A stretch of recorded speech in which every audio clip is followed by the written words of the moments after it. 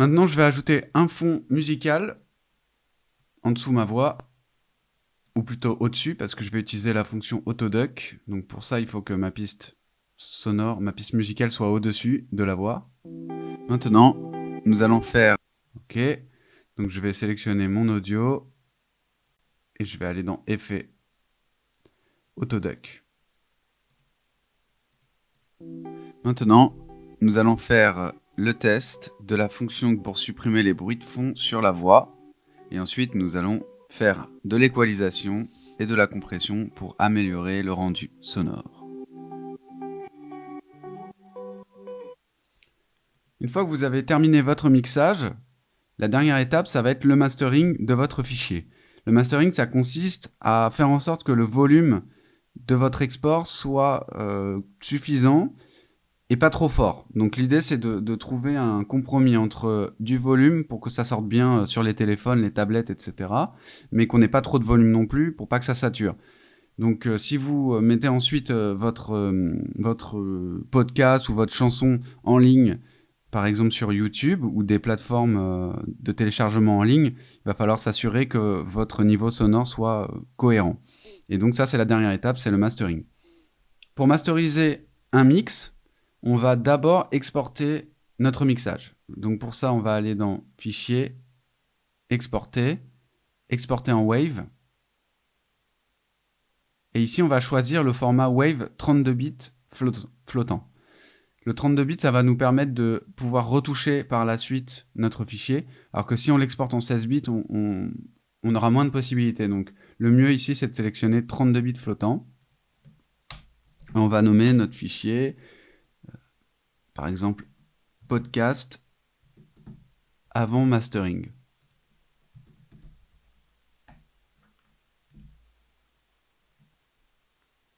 Voilà, donc là, il nous explique que nos deux pistes ici vont être mélangées et exportées dans un même fichier stéréo. C'est exactement ce qu'on veut. Donc on valide. Et normalement, sur le bureau, voilà, on a notre fichier là qui fait 17 secondes. Donc maintenant, il va être temps de réaliser le mastering de ce fichier. Et pour ça, on va créer un nouveau projet. Et on va faire glisser notre fichier exporté dans la fenêtre. Et là, on voit que dans une seule piste, on a normalement le mélange entre mon fond musical et ma voix. Maintenant, nous allons faire le test de la fonction pour supprimer les bruits de fond sur la voix. Et ensuite, nous allons faire de l'équalisation et de la compression. Ok, donc pour surveiller notre volume, déjà, la première chose à faire, ça va être de normaliser le fichier. Donc, quand on normalise, le volume va atteindre 0, c'est-à-dire le maximum, mais pas plus, pas moins. Donc ici, ça nous permet déjà de commencer sur quelque chose de bien carré, quoi.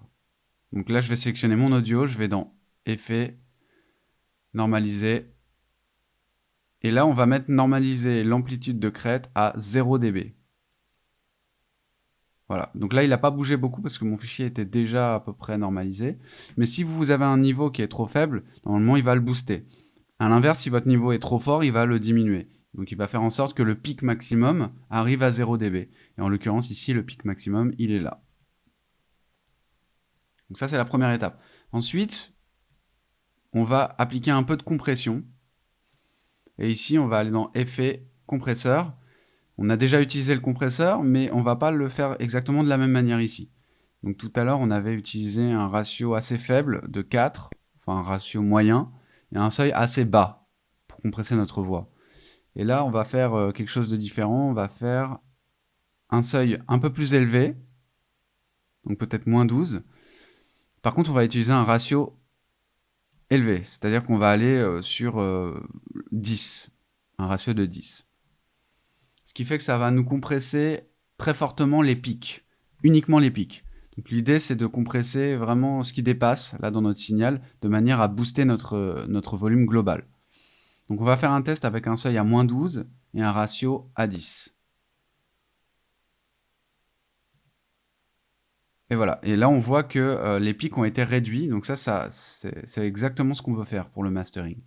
Je vais annuler. Et là, on voit qu'on a beaucoup plus d'écart de volume. Donc, on va retourner dans le compresseur. Et si on veut que ce soit la dernière étape de notre mastering, on peut aussi cliquer sur compenser le gain à 0 dB après compression, ce qui fait que notre fichier va être normalisé automatiquement après à 0 dB. Et on aura possibilité d'exporter notre fichier comme ça.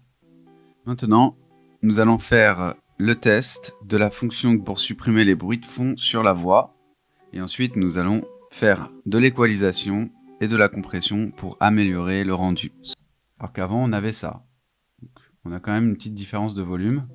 Maintenant, nous allons faire le test de la fonction pour supprimer les bruits de fond sur la voix. Voilà, on voit que le son est un peu plus compact, un peu plus dense avec cette dernière étape de compression. Donc la dernière étape ici, c'est d'appliquer un compresseur avec un seuil relativement élevé. C'est-à-dire on ne va pas aller dans des valeurs extrêmes comme moins 40, parce que là sinon on va complètement écraser notre signal et c'est pas ce qu'on veut. Donc on va aller vers des seuils de moins 6, moins 12. Et vraiment si vous voulez avoir un maximum de volume, peut-être moins 15, mais il faut vraiment pas aller trop au-delà de ça, parce que sinon vous allez écraser votre signal. Bien entendu, pour que ça fonctionne, il va falloir normaliser avant. Donc c'est ce que je vous ai montré. L'étape d'avant, c'est de normaliser votre fichier. Parce que s'il n'est pas normalisé, notre compresseur ne va pas fonctionner comme prévu. Et ce qu'il faut retenir, c'est qu'ici, on a un ratio très élevé. Si on veut garder un petit peu de marge, là, j'avais normalisé mon fichier après compression, mais je peux choisir de ne pas le faire. On va faire compresseur. Donc, on va activer un ratio élevé, un seuil à moins 12. On va décocher compenser le gain à 0 après compression. Et pour finir, on va faire normaliser. Et cette fois-ci, au lieu de normaliser à 0, on va normaliser à moins 1. Ça, c'est vraiment juste pour se garder une petite marge de sécurité. Quand votre fichier va être encodé, par exemple en MP3 ou dans des formats avec perte, pour éviter qu'il y ait des problèmes dans cette étape, on va se garder une petite marge de 1 décibel. Donc je pense que c'est mieux, c'est pas obligatoire, mais c'est mieux de faire comme ça.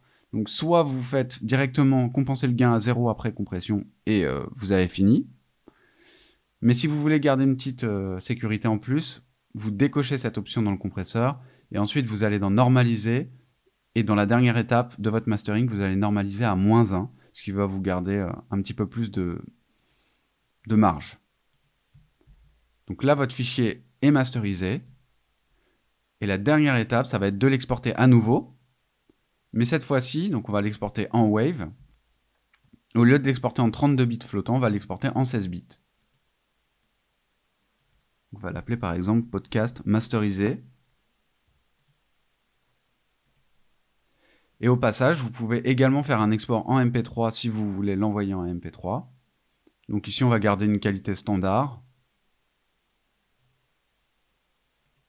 Et donc, on l'exporte en MP3. Ce qui fait qu'on a 3 fichiers. Maintenant, on a le podcast avant mastering. On a le podcast masterisé en wave 16 bits, c'est-à-dire en qualité CD.